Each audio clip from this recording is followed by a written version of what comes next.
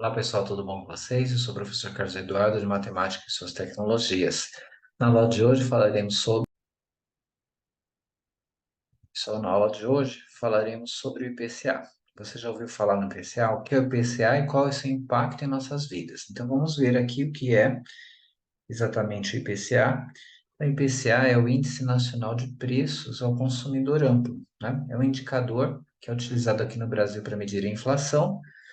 Então, ele mede o aumento geral dos preços, né, de bens e serviços ao longo do tempo.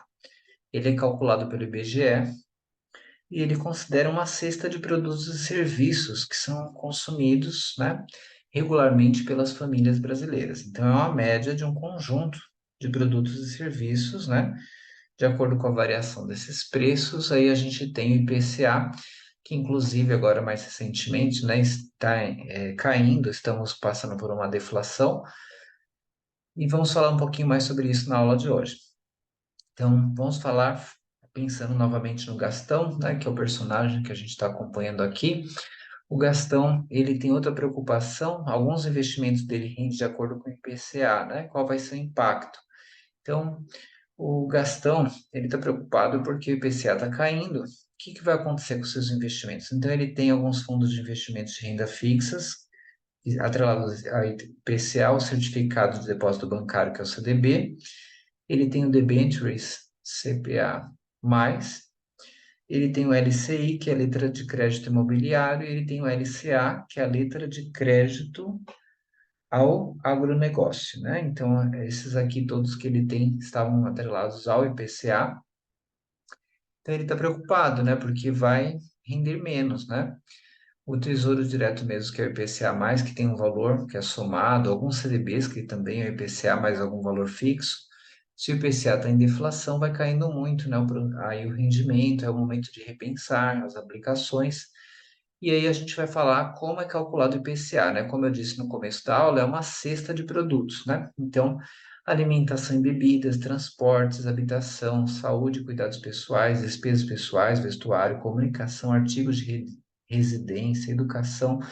Então, esses valores, né, os seus preços são consultados, são tabulados, e aí depois uma média, né, da variação dos preços é feita, e essa média ela é publicada mês a mês, onde gera aí o IPCA, né? IPCA do mês, e depois o acumulativo dos 12 meses, tem uma série de fatores relacionados, mas ela pode ser publicado mensalmente, quanto que foi, e também a referência dos últimos 12 meses. E aí o Gastão tem alguns investimentos, né, que agora ele se equilibrou, como a gente viu nas aulas anteriores, ele está tendo mais controle nos seus gastos, né, está sobrando até algum valor, que é uma reserva de emergência ou aplicações, e agora ele está preocupado porque, como a gente viu na aula anterior, ele tem alguns investimentos atrelados à Selic, né, que também está em vias de cair, e o IPCA que já está em queda, né, porque já está vivendo aí um processo de deflação. Então, o que fazer com os títulos vinculados, né, à inflação? Então, é o equilíbrio, né? Não tem problema manter alguns, tem que diversificar, né? O segredo é ter variações, né? Poderia ter investimentos atrelados à Selic, atrelados ao IPCA, alguns prefixados que têm taxas, por exemplo, de 12% ao ano. Então, quer dizer que mesmo que essas taxas referenciais caiam, continua durante um período com as mesmas taxas. Tem uma parte do investimento, às vezes, em renda variável, depende do perfil do investidor. Então, a diversificação vai ser, sem dúvida, o melhor, né?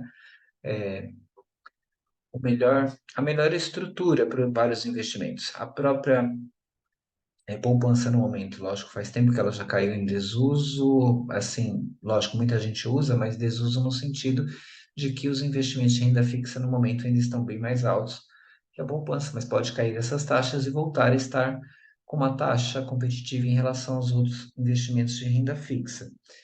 E a gente tem também, né, aí à medida que essas taxas caem, né, existe uma tendência da renda variável subir, e aí já começa, né, tem uma migração de alguns investidores da renda fixa para a renda variável, então é toda a dinâmica da nossa economia. Então, pessoal, para saber um pouquinho mais do PCA, a gente tem aqui o podcast que vocês podem acompanhar.